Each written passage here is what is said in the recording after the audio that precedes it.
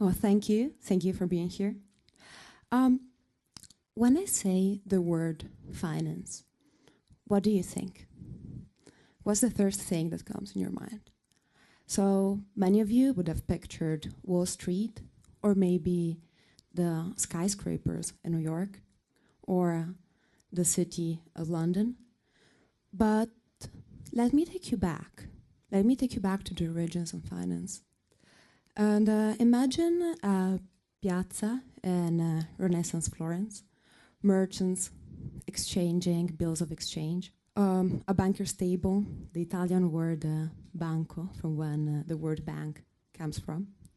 Imagine the double entry bookkeeping system originated in Venice. Or imagine Genoa, the city where the first joint ventures took place.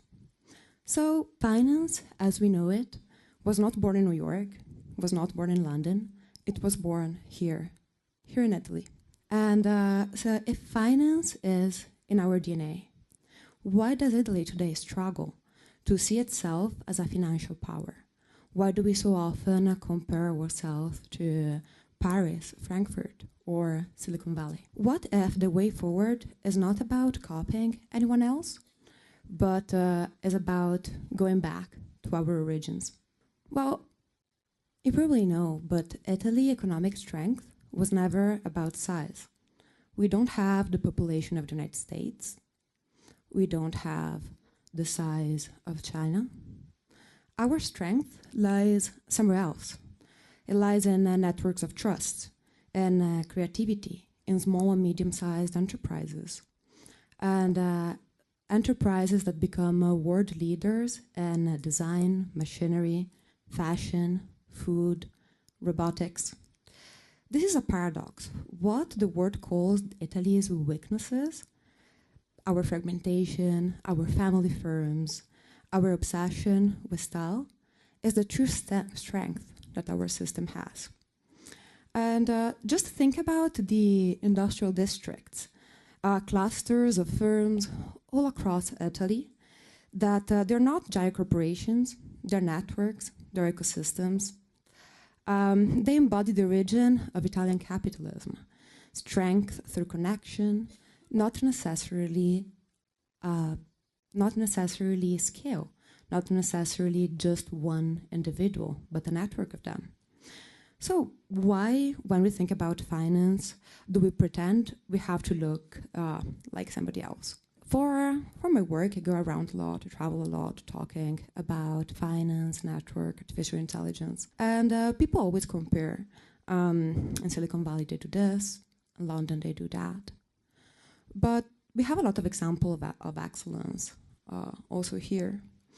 But here's the trap. If we measure ourselves by foreign benchmarks, we are always already behind. You're running a race designed by others on a track which is not yours. So if you think about it, France invests through BPI. France, United States has its own venture capital models, and all of this works very well for them.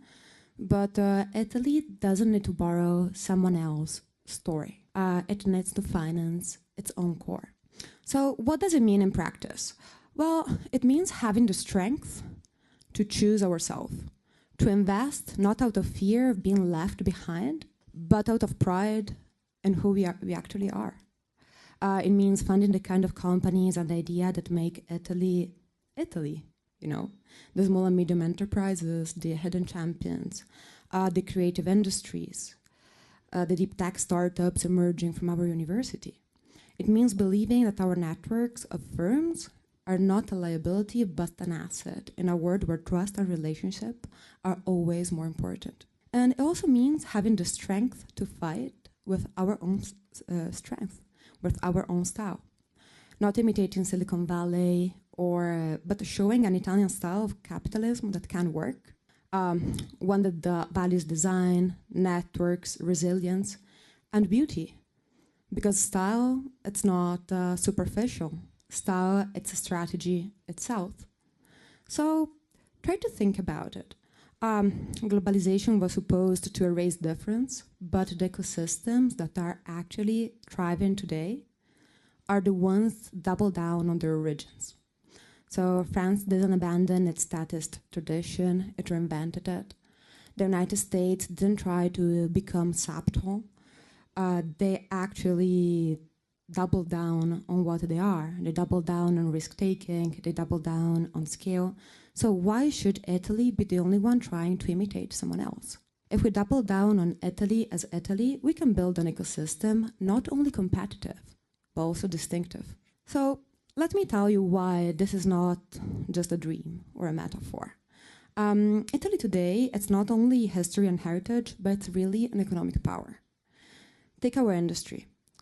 Italy is the second manufacturing power in Europe and the 8th larger exporter in the world. And then try to think about the Magnificent Seven. So machinery, fashion, food, pharmaceuticals, ECT, design, and automotive. These are not niche industries.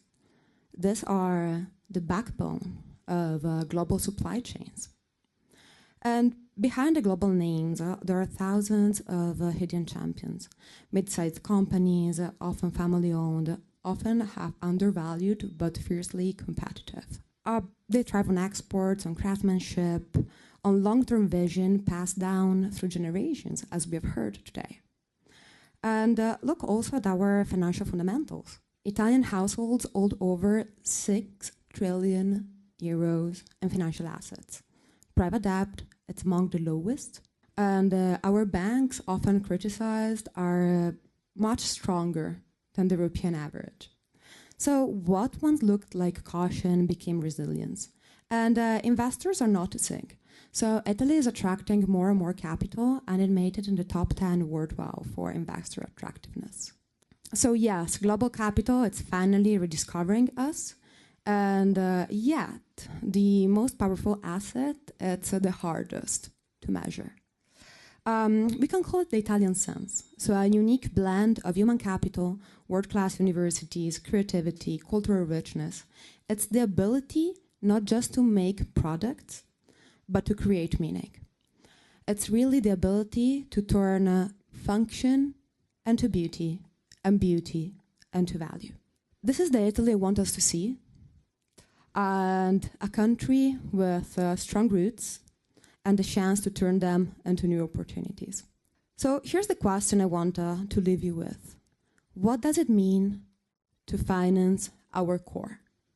Okay, what does it really mean? So for policymakers, it means creating instruments that work for our firms, for our investors, not for somebody else, for us, for our authenticity, for our essence. For investors, it means looking at Italy as an opportunity to grow. For entrepreneurs, it means having the courage to scale without losing their own authenticity. But for all of us, it means choosing to believe that Italy origins are not old stories, but their foundations for our future. So back to the origin doesn't mean going backwards. It means looking at the future, remembering who we are. Italy doesn't need to become Silicon Valley, Wall Street, or Frankfurt. It needs to finance its core. It needs to double down on itself, because the only way to win is to be authentic and to double down on its own system. Thank you very much for all your attention.